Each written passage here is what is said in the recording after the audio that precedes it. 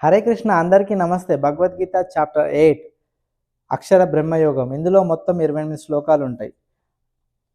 క్లాస్‌లో ఎవరికి ఎక్కువ డౌట్స్ వస్తాయి? ఒక టీచర్ క్లాస్ చెప్తున్నప్పుడు. ఎవరికైతే టీచర్ చెప్పే క్లాస్ ఇంట్రెస్ట్ ఉంటదో, ఫోకస్‌గా ఉంటారో వాళ్ళకే డౌట్స్ వస్తాయి. వాళ్ళే టీచర్‌ని అడుగుతుంటారు. ఇక్కడ శ్రీకృష్ణుడు లాస్ట్ చాప్టర్‌లో 30 శ్లోకాలు తనే డిస్కస్ చెప్తున్నాడు. చెప్తున్న దాంట్లో లాస్ట్ ఒక శ్లోకాన్ని అర్జునుడు పట్టుకొని దాన్ని బేస్ చేసుకొని నెక్స్ట్ చాప్టర్ మొత్తం ఉందన్నమాట. క్వెషన్స్ అడుగుతాడు.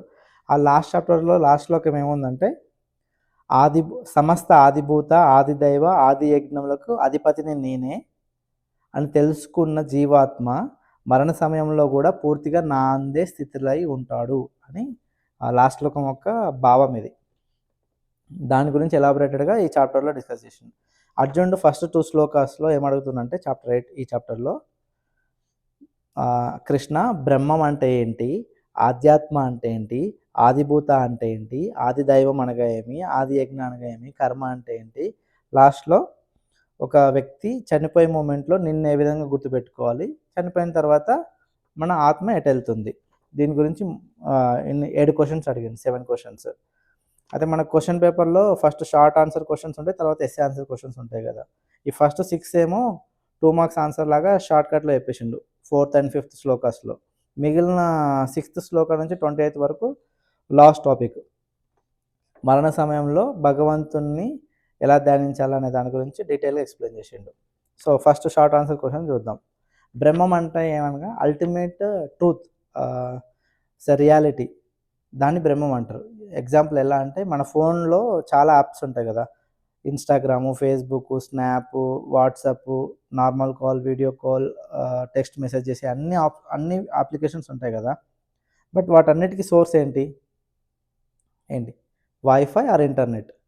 సో, బ్రహ్మం అంటే ఇంటర్నెట్. దానికి మార్పు, చేర్పు అనేది ఉండదు. దానికి ఆది, అంతం అని ఏమి ఉండదు. అదొక సోర్స్ అనమాట. దాన్నే బ్రహ్మం అంటుండు. దాని తర్వాత ఆధ్యాత్మ అంటే ఏంటి అని అడిగిండు. ఆధ్యాత్మ అంటే మన ఇన్నర్ సోల్, మన ఆత్మనే ఆధ్యాత్మ అంటుండు. ఎలా అంటే ఇప్పుడు ఎగ్జాంపుల్ ఒక కారుని మన బాడీ అనుకుంటే ఆ కారుని నడిపించే డ్రైవరే మన ఆత్మ. డ్రైవర్ లేకుండా కారు ముందుకెళ్ళదు కదా! అట్లాగే మన బాడీలో ఆత్మ అనేది లేకుంటే మనం ఏ యాక్టివిటీ చేయలేము. సో, దాన్నే ఆధ్యాత్మ అని చెప్పిండు. తర్వాత ఆదిభూత.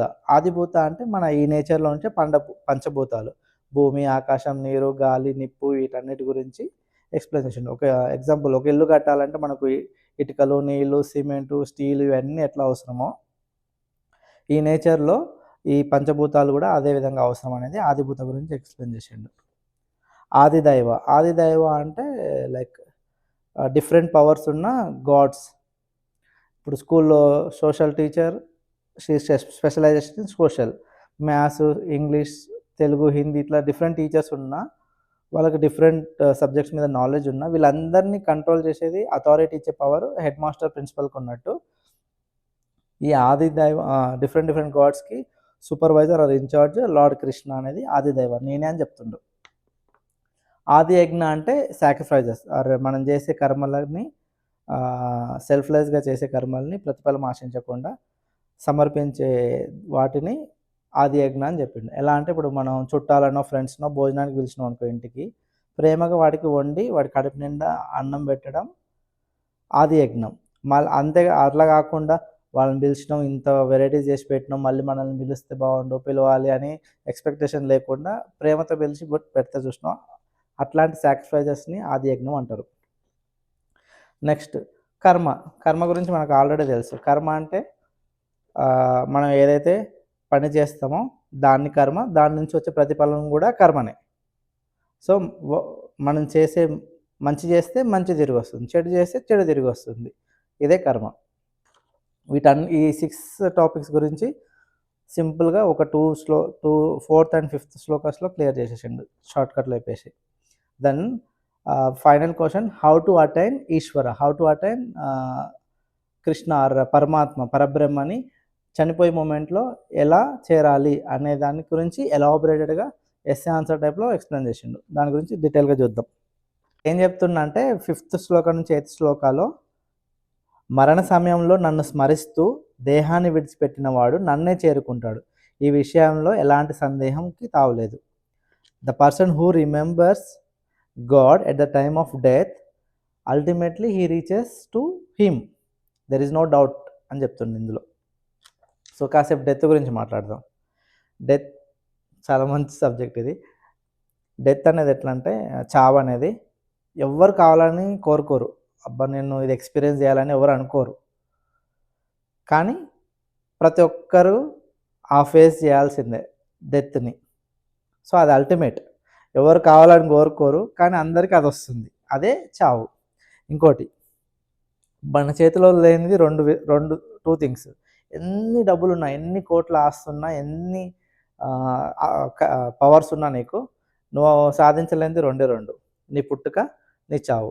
ఎప్పుడు, ఎక్కడ, ఎలా, ఎవరి చేతిలో ఆర్ ఎవరి కడుపులో, ఏ విధంగా, ఏ రూపంలో పుడతామో మనం డిసైడ్ చేసుకోలేము. ప్లస్ ఎప్పుడు, ఎక్కడ, ఏ రూపంలో, ఎలా చనిపోతామనేది మనం డిసైడ్ చేసుకోలేము.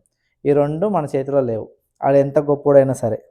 అయితే కొంతమంది ఓవర్ స్మార్ట్ పీపుల్ చెప్పొచ్చు, సూసైడ్ చేసుకుని చచ్చిపోవచ్చు కదా అని. అయితే 2 days బ్యాకే ఫేస్బుక్లో ఒక పోస్ట్ చూసా. ట్రేడింగ్ అంటారు చూసినావా, ఆన్లైన్ ట్రేడింగ్ ఆర్ స్టాక్ మార్కెట్లో ట్రేడింగ్ చేసేవాళ్ళు. ఒకటి 4 lakhs లాస్ వచ్చి సూసైడ్ చేసుకున్నంట. ఆన్లైన్ ట్రేడింగ్లో 4 lakhs లాస్ వచ్చి. అయితే పక్కన ఉన్నోడు ఎవడో తీసుకెళ్ళి హాస్పిటల్లో జాయిన్ చేస్తే హాస్పిటల్ బిల్లు 6 lakhs అయిందంట. 6 lakhs అయితే వాడు లేచి చూసుకొని, అరే నాకు 4 లక్షలు లాస్ వచ్చింది, నన్ను సూసైడ్ చేసుకుని వద్దామని చూస్తే ఇప్పుడు హాస్పిటల్ బిల్లు 6 లక్షలు, మొత్తం 10 లక్షలు అయిందని కూర్చొని ఏడుస్తుందంట. సో మనం ఎప్పుడు చావాలనుకుంటే అప్పుడు చావం. మన కర్మ తీరిన తర్వాతనే మనకు సావు వస్తుంది. సో డెత్ అనేది, పుట్టుక చావు అనేది మన చేతిలో లేదు. అదే జరగాల్సిన టైంకి జరుగుద్ది. ఇంకొక ఎగ్జాంపుల్, మనం ఏదైనా సినిమాకి పోయినాం అనుకో, పక్కన మన ఫ్రెండ్ కానీ ఎవరన్నా ఆల్రెడీ ఆ సినిమా చూసినోడు పక్కన కూర్చొని నెక్స్ట్ వచ్చే సీన్ గురించి మళ్ళీ ఎక్స్ప్లెయిన్ చేస్తున్నాను అనుకో, అరే నెక్స్ట్ హీరోయిన్ వస్తుంది, నెక్స్ట్ సాంగ్ వస్తుంది, నెక్స్ట్ ఫైట్ వస్తుంది అంటే మనం ఆ మూవీని ఎంజాయ్ చేస్తామా? ఆ థ్రిల్ ఉంటుందా ఆ సీన్స్ వచ్చేటప్పుడు? ఉండదు కదా. అసలు నెక్స్ట్ ఏమవుతుందో తెలియకుండా ఉంటే ఆ సినిమా మజా ఉంటుంది. కానీ పక్కన కూడా ఎక్స్ప్లెయిన్ చేస్తుంటే ఉండదు కదా అంత ఇంట్రెస్ట్. అంతే మన చావుకు కూడా సినిమాలో క్లైమాక్స్ ఉన్నట్టు, శుభం కార్డ్ ఉన్నట్టు మన జీవితానికి కూడా ఎండ్ కార్డ్ అనేది ఉంటుంది. అది కంపల్సరీ. కానీ ఎప్పుడు, ఏ రూపంలో, పలానా తారీఖు, పలానా టైంలో, పలానా విధంగా నువ్వు చనిపోతావు ముందే తెలిస్తే నీకు ఆ హ్యాపీనెస్ ఉంటుందా? అది భయపడతావా? కదా. సో అందుకే మనం ఎప్పుడు పోతామో తెలియదు. అందుకే ఏమంటున్నా అంటే, ప్రతి మూమెంటు భగవంతుని తలుస్తూ ఉండు, చేసే ప్రతి మూమెంట్లో భగవంతుని తలుస్తూ ఉండు అని ఇక్కడ క్లియర్గా ఎక్స్ప్లెయిన్ చేస్తుంది ఇంకా డీటెయిల్గా. నెక్స్ట్ శ్లోక 9-12 యాసిస్ ట్రాన్స్లేట్ చేసి చెప్తున్నా తెలుగులో. భగవంతుడు సర్వజ్ఞుడు, అత్యంత ప్రాచీనుడు, అందరినీ శాసించేవాడు, సూక్ష్మం కంటే సూక్ష్మమైన వాడు, అన్నిటికీ ఆధారమైన వాడు, ఊహకందని దివ్య స్వరూపం కలవాడు. ఆయన సూర్యుడి కంటే తేజోవంతుడు మరియు సమస్త అజ్ఞానపు చీకట్లకి అతీతుడు. ఎవరైతే మరణ సమయంలో యోగాభ్యాసం చేత లభించిన అచంచలమైన మనస్సుతో ప్రాణములను కనుబొమ్మల మధ్య నిలిపి నిశ్చలంగా దివ్యమంగళ భగవంతుణ్ణి అత్యంత భక్తితో స్మరిస్తారో వారు ఖచ్చితంగా ఆయనను పొందుతారు. నెక్స్ట్ 13-14 శ్లోకంలో ఏం చెప్పిందంటే, పరమేశ్వరుడు ఆయన నన్ను స్మరిస్తూ ఓంకారం జపిస్తూ శరీరం నుండి వెళ్ళిపోయిన వ్యక్తి పరమగతిని పొందును. అంటే చనిపోయే మూమెంట్లో ఓంకారనాదం ఇష్టమంత్రాన్ని జపిస్తూ భగవంతుడిని తెలిస్తే భగవంతుడిని చేరుతాం అనేది చెప్తుండు. యాక్చువల్గా మనం భగవంతుడిని లాస్ట్ మూమెంట్ ఎట్లా గుర్తుపెట్టుకుంటాం? రోజంతా గుర్తుపెట్టుకోకుండా మనం చేసే కర్మలల్లా, చేసే ప్రతి పనిలో గుర్తు లేకపోతే, ఎగ్జాంపుల్, మీరు టీచర్ ఈరోజు పాఠం చెప్పింది, లెసన్ అయిపోయింది, దాని గురించి మీరు చదువుకోరు, ఎప్పటికప్పుడు చదువుకొని రెడీగా ఉన్నాం అనుకో, ఎగ్జామ్స్ టైంలో జస్ట్ 1-2 times రివిజన్ చేస్తే ఈజీగా ఉంటుందా మీకు? లేకుంటే సిలబస్ మొత్తం ఎగ్జామ్ ముందు రోజు ముందర వేసుకుంటే ఈజీగా ఉంటుందా? మనకు నిన్న ఏం వండిందో మమ్మీ ఆ కూరనే మనకు గుర్తుండదు. మనకి భగవంతుడు ఎట్లా గుర్తుంటాడు? మనం రోజు భగవంతుని ధ్యానించకుండా లాస్ట్ మూమెంట్లో మనకు భగవంతుడు ఎట్లా గుర్తుకొస్తాడు? మనకేమో పిచ్చి పిచ్చి ఇంకా ఎగ్జాంపుల్ అంటే, ఏదైనా అప్పుడప్పుడు ఫంక్షన్స్కి వెళ్తాం కదా, ఎప్పుడో 1 ఇయర్ బ్యాకో, 2 ఇయర్ బ్యాకో కనిపించినోళ్ళు మళ్ళీ పలకరిస్తారు మనల్ని. అప్పుడు మనకు అర్థం కాదు. వాళ్ళు మనకు వదిన అయితదా? అక్క అయితదా? అత్త అయితదా? పిన్ని అయితదా? బావ అయితడా? అన్న అయితడా? తెలవక మర్చిపోతాం గదా! సో, అట్లా మర్చిపోతాం గాబట్టి, రోజు భగవంతుడిని ధ్యానించినామనుకో, లాస్ట్ మొమెంట్‌లో గూడా మనకు భగవంతుడు గుర్తుంటాడు గదా! అదే దాని గురించి ఇంకా డీటెయిల్‌గా ఎక్స్‌ప్లెయిన్ చేసిండు. రోజు లేవగానే దేవుడిని తలుచుకోవాలి. స్కూల్‌కెళ్ళేటప్పుడు, చదువుకునేటప్పుడు, ఎగ్జామ్స్ అటెండ్ అయ్యేటప్పుడు, ఆర్ బండి స్టార్ట్ చేసినప్పుడు, ఏదన్నా మన పేరెంట్స్‌ని చూస్తే మనకర్థమైద్ది. మా అమ్మ మేము చిన్నగున్నప్పుడు చూసేది గదా! లేవంగానే దేవుడిని దండం పెట్టేది. కనీసం పొయ్యి ఆన్ జేయాలన్నా ఫస్ట్ దేవుడికి పొయ్యికి దండం పెట్టి పొయ్యి ఆన్ జేసేది. అట్లా ఇప్పుడు ఏదైనా ప్రయాణం చేస్తున్నాం అనుకో, మా ఊరు ఎంట్రన్స్‌లోనే రైట్ సైడ్‌లో దర్గా ఉంటది. కొంచెం ముందుకెళ్ళి లెఫ్ట్‌కెళ్తే హనుమాన్ గుడి ఉంటది. ఇటు దర్గాకి దండం పెడతది. అటు ఎక్కడ కనిపిస్తే అప్పుడు, ఎప్పుడు కనిపిస్తే అప్పుడు దేవుడికి దండం పెడుతూనే ఉండాలి. దేవుడిని తలుస్తూనే ఉండాలి. అట్లయితే మనకు లాస్ట్ మొమెంట్‌లో దేవుడు గుర్తుంటాడు తప్ప, అట్లా చేయకుండా ఉంటే గుర్తుండడు గదా! అనేది చెప్తుండు డీటెయిల్‌గా. మనం ఇప్పుడు ఏం చేస్తుర్రంటే భగవద్గీత మనిషి చనిపోయిన తర్వాత భగవద్గీత ప్లే చేస్తుర్రు. భగవద్గీత అనేది మనం చిన్నగున్నప్పుడే అర్థం చేసుకొని ఆచరించాలి. చనిపోయిన తర్వాత భగవద్గీతలు, పాడ మోసుకపోయేటప్పుడు గోవిందాలు, గోవిందా గోవింద అంటారు. కట్టె కాల్చేటప్పుడు నారాయణ నారాయణ అంటే మనకు మోక్షం రాదు, వైకుంఠానికి డోర్‌లు ఓపెన్ కావు. మనం చిన్నగున్నప్పుడే భగవంతుడి గురించి తెలుసుకొని, అర్థం చేసుకొని, భగవద్భక్తిలో లీనమయ్యి, మంచి మంచి పనులు, మంచి కార్యాలు, ఎవరిని హర్ట్ చేయకుండా, ఎలాంటి పాప పనులు చేయకుండా, నీతి నిజాయితీగా, కల్మషం లేకుండా, ఈగోలు, జెలసీలు లేకుండా లైఫ్ లీడ్ చేస్తే, చేస్తున్న ప్రతి పని భగవంతుడి ధ్యానంతో చేస్తే, వచ్చిన ప్రతిఫలాన్ని భగవంతుడికి అర్పిస్తే, మంచిగా బ్రతికితే మంచి మార్గం ఉంటది. లాస్ట్‌లో బ్రహ్మ అంటే ఏంటి? బ్రహ్మ ఎన్ని యుగాల గురించి, కలియుగం 4,32,000 సంవత్సరాలు. వీటి గురించి చాలా శుక్లపక్షం, కృష్ణపక్షం అనుకుంటా చాలా డిస్కషన్ ఉంది. దాని గురించి మీరు గీతలో యూ కెన్ గో ఎలాబొరేట్‌లీ. ఫైనల్‌గా ఏం చెప్తున్నా మనిషి చనిపోయిన తర్వాత 2 దారులుంటాయి. మోక్ష ఒకటేమో మోక్ష మార్గం, ఒకటేమో పునర్జన్మ మార్గం. ఎవరైతే భగవంతుడితో పూర్తి ప్రేమ, భక్తి, నమ్మకంతో చేసే ప్రతి పని భక్తితో చేస్తారో వాళ్ళకింకా మళ్ళీ రీబర్త్ అనేది ఉండదు. వాడింకా భగవద్ధామంలోనే ఉంటాడు. లైఫ్ అంతా ఇంక ఎంజాయ్ చేస్తాడు. ఇంక ఈ కష్టాలు, ఈ పెళ్ళిళ్ళు, సంసారాలు, స్కూల్ ఫీజులు ఏముండవు ఇంకా. ఇంక అదే ఫైనల్ డెస్టినేషన్ ఉంటది. అట్లా కాకుండా మళ్ళీ ఏదైనా కర్మలు చేసుకుంటూ కర్మలు పెండింగ్‌లో పెట్టుకున్నాం అనుకో, ఏదైనా తప్పుడు పని చేసినాం అనుకో, పోతాం. నువ్వు మంచి చేస్తే స్వర్గానికి, చెడు చేస్తే నరకానికి. అక్కడిక్కడ 2 చోట్ల ఇంటర్న్‌షిప్ అయిపోతది. ఆడ కోచింగు, ఈడ కోటింగు, అన్ని కోటింగ్ అయిపోయిన తర్వాత మళ్ళా తీసుకొచ్చి కింద పడేస్తాడు. మళ్ళీ అప్పుడు ఇండియాలో మళ్ళా ఇట్లా పుడతామని తెలియదు.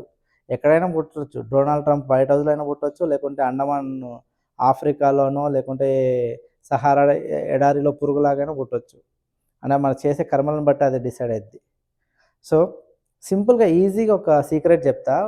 దేవుడు దేవుడితో ఎలా ఉండాలనేది. ఎలా ఉండాలంటే చిన్న పిల్లలు ఎట్లుంటరు? అసలు వాళ్ళకేం తెలీదు. చలేస్తే స్వెటరేసుకోవాలి, ఉడకపోస్తే ఫ్యాన్ ఏసుకోవాలి, ఆకలైతే పాలు తాగాలి, అన్నం తినాలని ఏం తెలియదు. కానీ వాళ్ళకి టైమ్ టు టైమ్ తల్లి తీసుకెళ్ళి ఎలా పెడతది? Time to time food. అమ్మో! వెదర్ చల్లగా ఉందని చెప్పేసి స్వెటర్ ఏయడం, బ్లాంకెట్ కప్పడం, లేకుంటే ఉడకపోస్తుందంటే ఫ్యాన్, ఏసీ ఆన్ చేయడం తల్లి చేస్తది చూసినావా?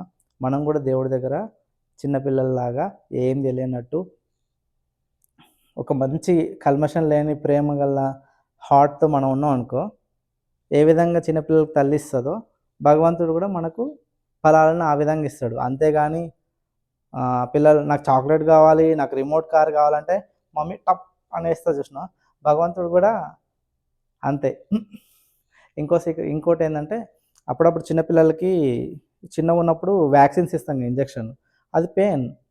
అయినా కూడా తల్లి తీసుకెళ్ళి ఇంజెక్షన్ ఇస్తది. ఎందుకంటే వ్యాక్సిన్స్ ఏస్తే పిల్లలకి హెల్త్ ఇష్యూస్ రావు. వెదర్‌లో వచ్చే మార్పు వల్ల బాడీ స్ట్రాంగ్ ఉంటది. ఇమ్యూనిటీ అనేది వ్యాక్సిన్స్ ఇస్తాం.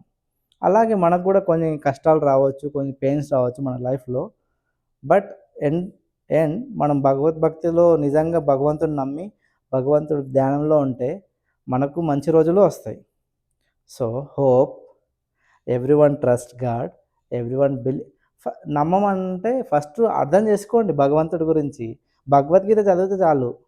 భగవంతుడు ఉన్నాడు అని తెలవడానికి మీరు పెద్ద పెద్ద పురాణాలు, ఇతిహాసాలు చదవవసరం లేదు. ఒక్క భగవద్గీత చదవండి. మీ లైఫ్ చేంజ్ అయ్యిద్ది. I hope I cover all the points in this small chapter, 28 shlokas. మంచి కర్మలు చేయండి. Always remember God. చచ్చే ముందు కాదు, ప్రతిరోజు భగవంతుని గుర్తుపెట్టుకుంటే భగవంతుడిని చేరుతాం. ఈ కష్టమైన ఈ మెటీరియల్ లైఫ్ వద్దనుకుంటే మంచి కర్మలు చేసి భగవంతుడిని చేరండి. మళ్ళీ రిటర్న్ రాకుండా భగవద్భక్తిలో లీనం అవ్వండి. హరే కృష్ణ. Thank you.